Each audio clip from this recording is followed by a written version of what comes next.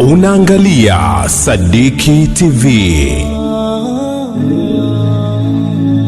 Lakini kuna fiqh na ufahamu ambao Waislamu wote wanatakiwa wafahamu, wawe na ilmu hiyo, kama ilmu ya akida sahihi, kama ilmu ya ibada wanazozitekeleza. Muislamu hajui kwamba nikiumwa, kama nataka kufanya dua na maombi, mipaka ya sheria ya Kiislamu kuziendea hizi dua ni zipi, nipi. Na haya yamepelekea swafu kubwa ya Waislamu, wapo ambao bado wana ushirikina. Sawa sawa ni shirki kubwa wengine, lakini wengine wanashiriki kwa hofu. Wengine wanapata maradhi ya nafsi kwa sababu tu ya kutokuzielewa aya za Allah tabarak wa taala, mafundisho ya Bwana Mtume sallallahu alaihi wasallam. Katika sisi tunakutana na baadhi ya wagonjwa, kwa mfano waambiwa mtu ana masi, huyu masu shaitani, kapandisha asubuhi, apandisha saa 3, kapandisha saa 10, apandisha.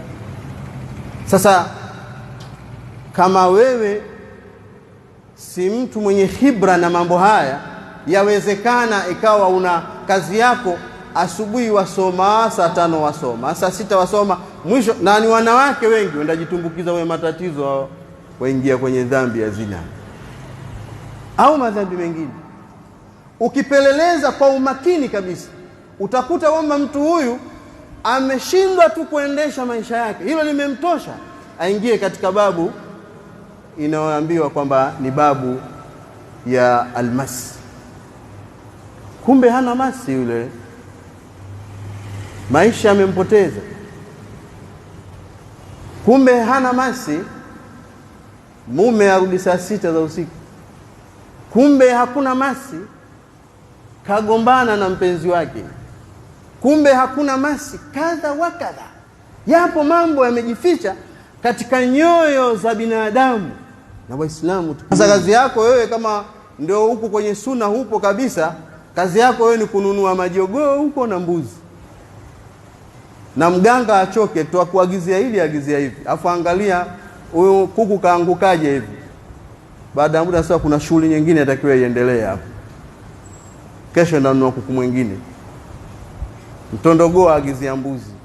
Waislamu hatuna dira ya ile akida yetu. Angalia Mtume sallallahu alaihi wasallam anasema, Allah kataba maqadir al-khalq qabla an yakhluqa as-samawati wal-ard bi 50,000 sana. Allah tabaraka wa taala ameandika bajeti maisha ya waja kabla hajaumba mbingu 7 na ardhi 7 kwa muda wa miaka 50,000.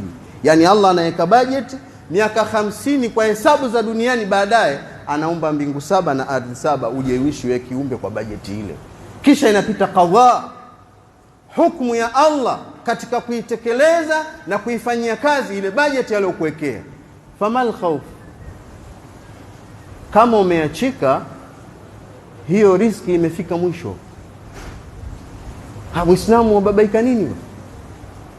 Na kuachika sio tu wakati mwingine ile kumpa talaka mwanamke, lakini pia hata yule mwanamke kukukataa wewe. Wangapi wamekataliwa na wake zao?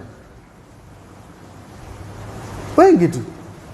Ni kesi hizo tunakumbana nazo, na hii sehemu ya intibahi kwa maustadhi na maduati ambao tunafanya hizi ruqya, tuwe makini katika kuyatazama majambo kwa upana, kwa sababu zile dalili ambazo ndizo dalili za masi zinashabihiana na matukio ya dalili ambazo ni za maisha ya kawaida.